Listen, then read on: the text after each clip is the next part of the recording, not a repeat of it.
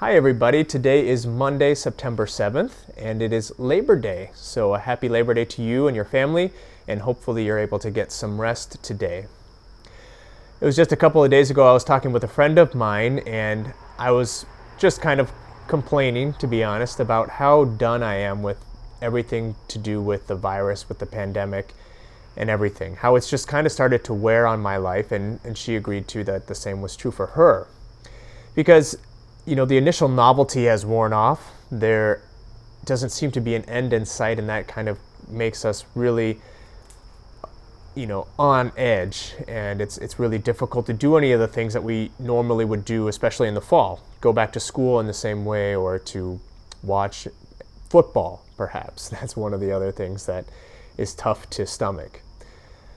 But I was talking also to my spiritual director, and he said that his opinion would be that God could be using this pandemic as a time to strip things away from us that aren't of God.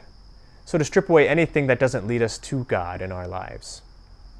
And that's a difficult, painful process. Nobody likes to have anything taken from them. Nobody likes to have anything stripped away from them. But that's what God could be doing during this time as well, taking away anything that doesn't lead us to Him.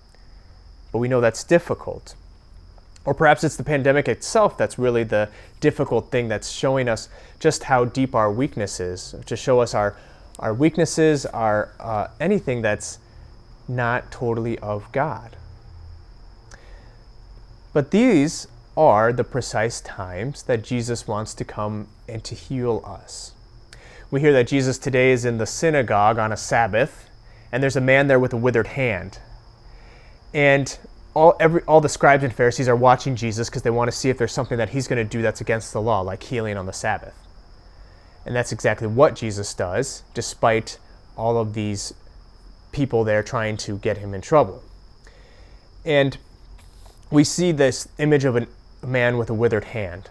And if we think about the guy with a withered hand, we'd probably think that you wouldn't want to hold your withered hand out for people to see all the time. My guess is that he would probably be having it tucked in his robe somewhere so that other people didn't see it. But what was the way that Jesus healed him? He said, "Stretch out your hand and put it in the middle." And as he stretched out his hand, it was restored, is what it said. So that's what Jesus wants for us as well, even in the midst of those times that are perhaps most challenging, most difficult for us, the hardest for us to hold on to faith. Those are the exact times when Jesus asks us to have more faith and to step out, to stretch out with vulnerability, stretch out to Him and ask Him for His healing and for His grace in our lives, especially right now when we need it most. So my friends, today I invite you to think about those ways in which you might be feeling really worn out, where you might feel withered, and ask the Lord for His grace and healing. Come to Him with some vulnerability and ask Him to heal those places in you that are hurting most. Because Jesus will heal us, He wants to heal us, and He will restore us again to life.